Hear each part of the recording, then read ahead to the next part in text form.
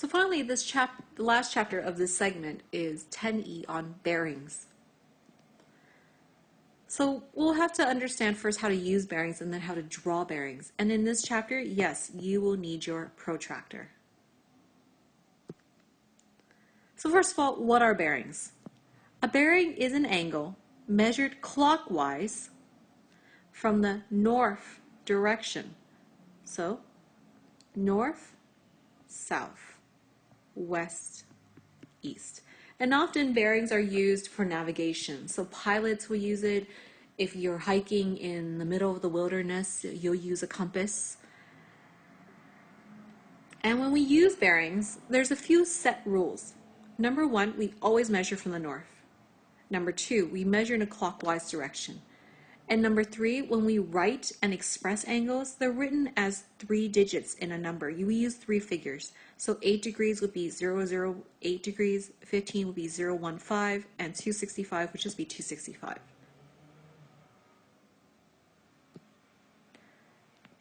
Now this diagram is on page 175 of your textbook.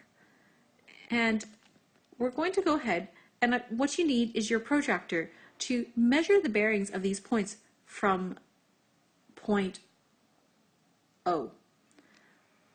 So what you need to do is measure where Abby is in relation to point O. So Abby is A, right? So you need to take your protractor and measure this angle right here.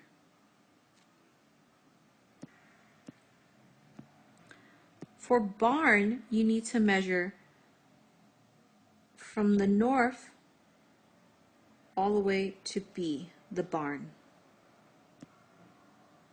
And it's the same thing for the church and the same thing for the dentist. Pause.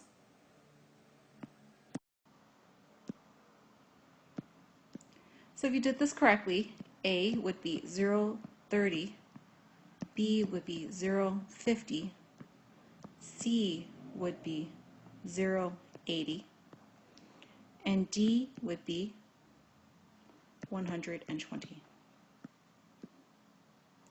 Finally, you must learn how to draw bearings. So, draw accurate diagrams to show the bearings from a point O. Remember to mark the direction of north. So the first thing you need to do is first draw a straight line in the direction of north. Label this part O. Now from here, draw 45 degrees, 190, 300, 120, and 240.